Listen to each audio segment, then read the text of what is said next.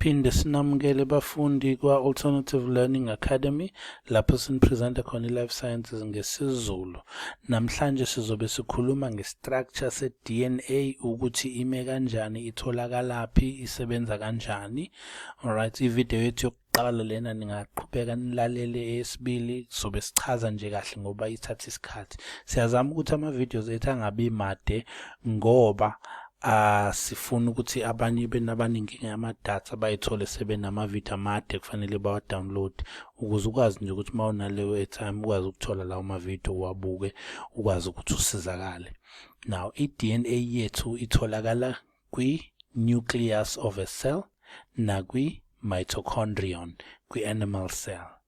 Bese kuthi kuma-plant cells iyatholakala nakuma-chloroplast, but kakhulukazi thina ka-grade 12 sifocusa kuma-animal cells, kodwa wazi ukuthi uma ukuthi uyabuzwa ngendaba ye-plant cell wazi ukuthi itholakala kwi-chloroplast.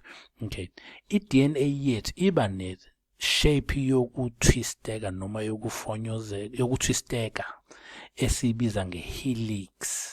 Alright, ngenxa yokuthi kunama-strands awu-2 ahambisanayo atwistekile, kuba ama-strands amabili ahambisanayo atwistekile, siyibiza nge-double helix le shape yethu. Okay, iyahamba ngoba i-DNA yethu yinde, ingaba u2 meters mawungasho iqaqa.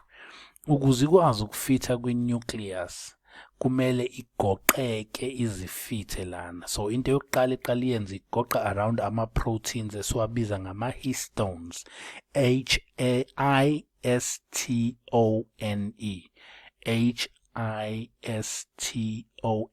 ama-histones.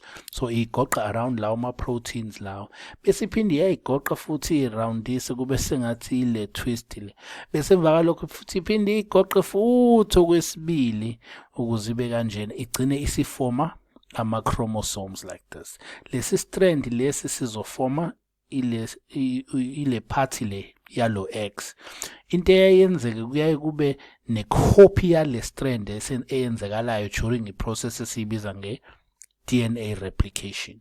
So makwenzeka leyo copy ayintanta emoyeni, inamathela kuyona leyo i-copy yayo, bese beyabopheka phakathi nendawo baboshwe i-protein esiyibiza nge-centromere. Centromere, CENTROMERE, centromere, iyona ebabophela ndawonye labo piece la, because bayafana ncamashi, amawele nje bayafana ncamashi. So kithi uma kwenzeka i-copy awufuni ukuthi intanta emoyeni, so fanele ibopheke la zihlangane zisondelane.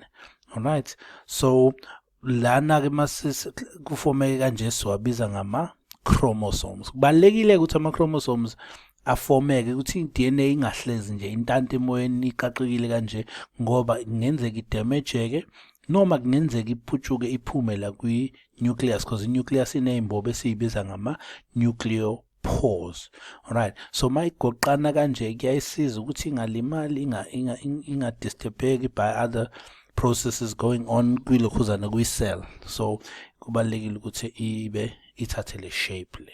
Alright, sizobe sesiqhubeka kwivideo yethu elandelayo sikhuluma ngokuthi i-DNA yethu yakheka kanjani ukuthi ibe i-double helix, imaphi ama-building blocks esiwasebenzisayo ukuhlanganisa leso structure leso.